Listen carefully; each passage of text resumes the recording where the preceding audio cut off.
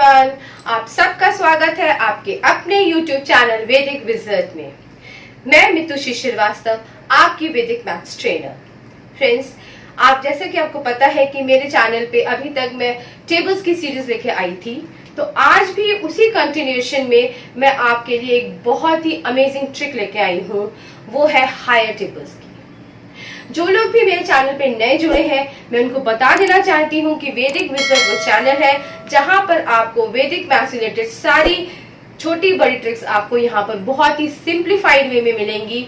और इस तरह से मैं उनको सिखाती हूँ कि आप उसको अपने स्कूल करिकुलम में भी अप्लाई कर सकते हैं और फिर आप मैथ्स को अपना इंटरेस्टिंग एंड फेवरेट सब्जेक्ट भी बना सकते हैं। तो आज का जो टॉपिक है वो है हायर टेबल्स का। जैसे कि आपको पता है कि पिछले दिनों मैंने टेबल्स पे वीडियोस बनाए थे फ्रॉम 12 to 19 एंड फिर मैंने एक बेसिक वीडियो बनाया था जिसमें मैंने डील किया था कि how you can calculate table from 12 to up to 99। और वो भी इतनी सिंपल ट्रिक थी कि अगर आप उसको बिलीव में अगर आप उसको मास्टर कर रहे हैं, रोज अगर आप 5 मिनट्स में प्रैक्टिस कर रहे हैं, तो आपके लिए टेबल्स बिल्कुल भी नाइटमेयर नहीं होंगी।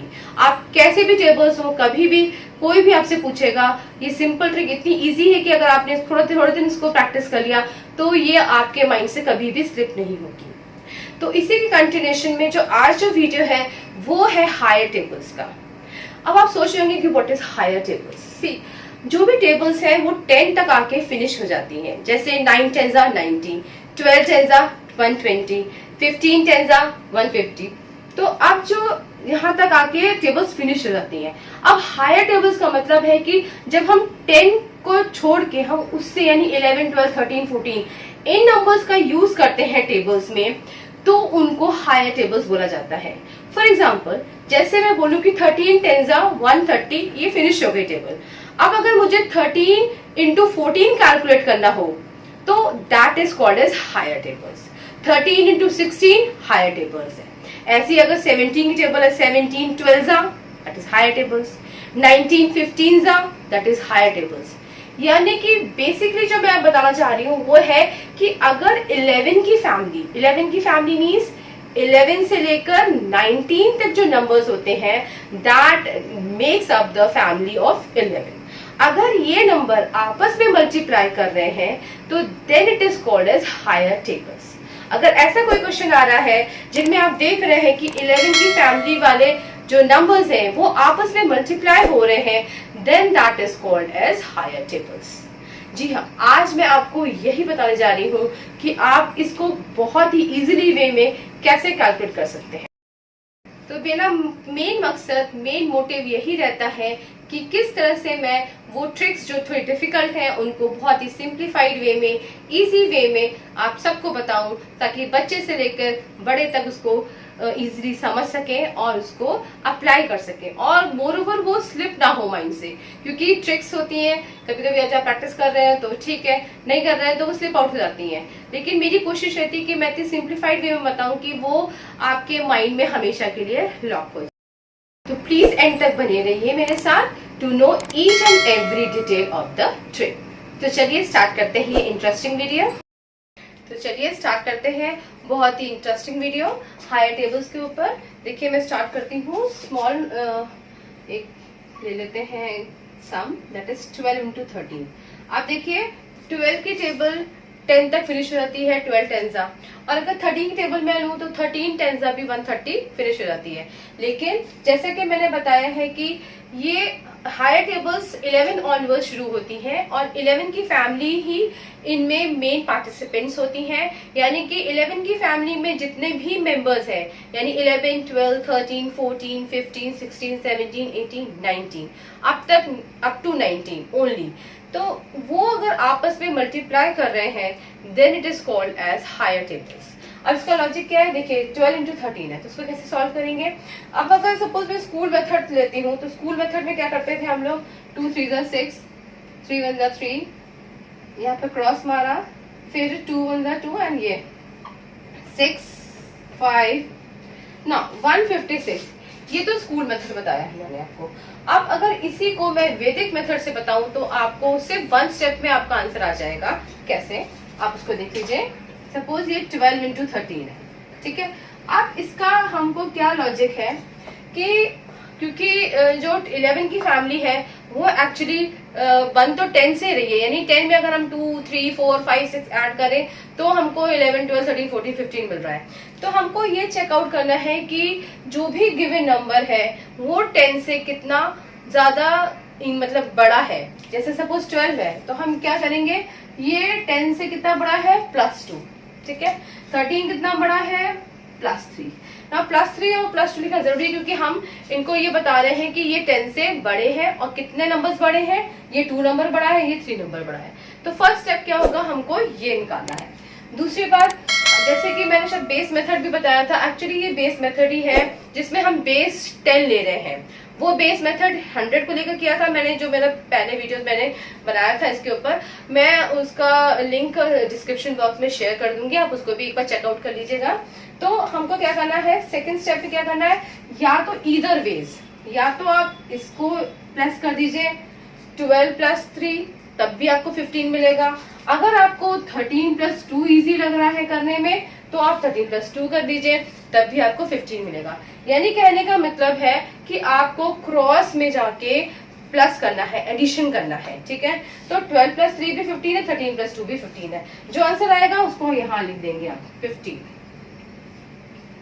ओके ना, अब एक स्लैश इज अ पार्टीशन, ठीक है। पार्टीशन थोड़ा सा इजी पड़ जाता है उस टाइप के करने में। वैदिक मेथड्स में हम अपने जो भी कैरी ओवर्स है, ये वो है, वो हम पार्टीशन बना लेते हैं, उसके बाद हम कैरी ओवर्स को डील करते हैं, ठीक है। तो ये हो गया 15। अब जो आपको जो नंबर्स मिले हैं उनको आपको मल्टीप्लाई करना है, यानी 2 और 3 मिले हैं तो 2 3 = 6। जो भी आएगा यहाँ लिख दीजिए आंसर। फाइनल आंसर क्या करेंगे, you have to remove the slash and you get the final answer 156। देखिए यहाँ पर भी 156 है, यहाँ पर भी 156 है। ये स्कूल मेथड था, ये है वैदिक मेथड। मैं एक और एग्जांपल ले लेती हूँ। सपोज 13 और 15 ले लिया, 13 and 15। ना अब क्या करना है, 13 कितना दूर है 10 से, +3। 15 कितना दूर है 10 से, +5। Now we have got these numbers. अब क्या करना है, हमको क्रॉस में जाके प्लस करना है। या तो 15 + 3 करो तो भी 18 आएगा, और 13 + 5 करो तो भी 18 आएगा। तो ईदर वेज जो आपको इजी लगे आप वही कर लीजिए, बट स्टेप आपका वही रहेगा। तो यहाँ पर आ गया, फर्स्ट पार्ट ऑफ आंसर आ गया 18। Now you have to put a slash. आप क्या देख रहे हैं, 3 5 = 15, वो आप यहाँ पर लिख दीजिए। अच्छा, अब आप देखिए ये 2 एग्जाम्पल मैंने इसलिए साइड बाय साइड लिए ताकि आपको इसमें जो मेन जो ट्रिक है वो इस्तेमाल करनी है। वो क्या है कि यहाँ पर 156 आ गया। अब आप बोलेंगे यहाँ पर आंसर आएगा 18 15, ऐसा नहीं है। यहाँ पर जो है इस राइट साइड में आपको मेक श्योर करना होगा कि वहां पर सिर्फ और सिर्फ एक डिजिट की ही स्पेस है। अगर 2 डिजिट आ रहे हैं तो जो भी डिजिट आपके पार्टीशन के पास है वो डिजिट वहां से मूव करके दूसरी तरफ आ जाएगी, यानी it will act as a carry overs, ठीक है। तो यहाँ पर क्या है, यहाँ पर ये 1 जो है इसके पास है वो यहाँ मूव हो जाएगा। तो नाउ इट इज 18 + 1 = 19, ठीक है। और यहाँ पर 5 रिमेनिंग बच गया था तो वो वहीं पर रहेगा, और ये आपका आंसर फाइनल आंसर आ जाएगा। यानी कि थोड़ा सा बस ये करना है कि अगर 2 डिजिट है तो एक डिजिट आपको मूव करके इधर आनी है, यानी it will act as a carry over. और कैरी ओवर कौन सी डिजिट बनेगी ये भी आपको डिसाइड करना है कि 1 बनेगा 5 बनेगा। तो जो पार्टीशन के पास जो डिजिट होगी वही मूव करेगी अदर साइड, तो it will move other side. तो ये 19 हो गया एंड ये 5 हो गया। इसी तरह से हम और भी सम्स निकाल लेंगे। मैं अभी 4-5 एग्जांपल्स और दिखा देती हूँ आपको करके, so दैट जो ट्रिक है वो आपके माइंड में क्रिस्टल क्लियर बैठ जाए। ओके, तो चलिए अब और बिगर क्वेश्चंस ले लेते हैं।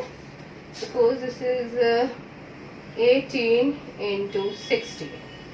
ये और बड़ा क्वेश्चन है, इसको भी हम 1 स्टेप में ही सॉल्व करेंगे। देखें ये कितना दूर है 10 से, +8। ये कितना दूर है +6। Now we have to add in, cross में करना है, ऐड करना है। तो 18 + 6 = 24, या फिर 16 + 8 24। बोथ वेज 24 मिलने वाला है फर्स्ट पार्ट पे। इसको हम स्लैश से इसका पार्टीशन करेंगे। Now we will multiply both these digit, that is 8 6 48। ये 48 आ गया यहाँ पर। अब क्या है, 2 डिजिट है, 2 डिजिट यहाँ पर नहीं रह सकती है, there is a space of only and only 1 digit, तो 8 नहीं रहेगा, 4 यहाँ मूव करेगा। नाउ 24 प्लस 4 इज 28, और ये 8 यहाँ पर जो था वो ऑलरेडी यहाँ पर आ जाएगा, and you are getting your final answer. एक क्वेश्चन और ले लेती हूँ मैं यहाँ पर, सपोज 19 12, ठीक है। कैसे करना है, ये +9, ये +2, क्या होगा, 19 प्लस 2 इज 21 आ गया यहाँ पर। अब 9 2 18 लिख देंगे आप। क्या करेंगे, अब 1 जो है यहाँ पर कैरी ओवर हो जाएगा, वो आ जाएगा 22, और ये 8। देखिए कितना आसान है इन कैलकुलेशन करना। अगर आपको ट्रिक आती है तो आप कैसे भी क्वेश्चंस दिए गए हों, आप इसको आराम से सॉल्व कर सकते हैं, ठीक है। तो आई होप कि ये आपको ट्रिक बहुत अच्छी तरह समझ में आ गई हो। आप ट्रेन कर सकते हैं क्वेश्चंस 11 की फैमिली से, कुछ भी, या मैं आपको ऐसा करती हूँ, लिख देती हूँ। ये देखिए 4 क्वेश्चंस मैंने आपके लिए फ्रेम किए हुए हैं, इनको आप प्लीज नोट डाउन कर लीजिए and try to solve this the method which I have explained you. And ये क्वेश्चंस आप खुद भी फ्रेम कर सकते हैं। 11 की फैमिली में कोई 2 नंबर्स आप ले लीजिए, पिक कर लीजिए, और जब आप उनको इस फॉर्मेट में लिखेंगे तो ये आपकी हायर टेबल्स बन जाएंगी। तो ये आप इसको प्रैक्टिस कीजिए, एंड बिलीव मी, अगर आपने प्रॉपरली सिंसियरली प्रैक्टिस की है तो ये ट्रिक आप कभी भी नहीं भूलेंगे। तो आई होप कि आज का वीडियो भी आपके लिए बहुत ही ज्यादा इंफॉर्मेटिव रहा होगा, और अगर आपको अच्छा लगता है तो please give it a like, इसको सब्सक्राइब कीजिए मेरे चैनल को, और उसको शेयर कीजिए उन फ्रेंड्स के साथ जिनको मैथ्स बहुत ही बोरिंग सब्जेक्ट लगता है या बहुत स्कैरी लगता है। जब वो ऐसी ट्रिक्स उनको जो पता चलेंगी ना, तो उनको भी मैथ्स बहुत ही अच्छा लगने लगेगा, इंटरेस्टिंग लगेगा। क्योंकि मैथ्स हम लोग के टाइम में भी थोड़ा सा बोरिंग एक्चुअली इसलिए हो जाता है क्योंकि हमारे को हर सवाल के लिए हमको एक ही मेथड दिया जाता है। जब एक मेथड दिया जाता है तो छोटा सवाल हो चाहे बड़ा सवाल हो, एक बोरिंगनेस आ जाती है इसमें। बट वैदिक मैथ्स में आप देख ही रहे हैं कि कितनी सारा वैरायटी है, कितनी सारी मेथड्स है, ट्रिक्स हैं, आप किसी भी बेस में मतलब उसको निकाल सकते हैं।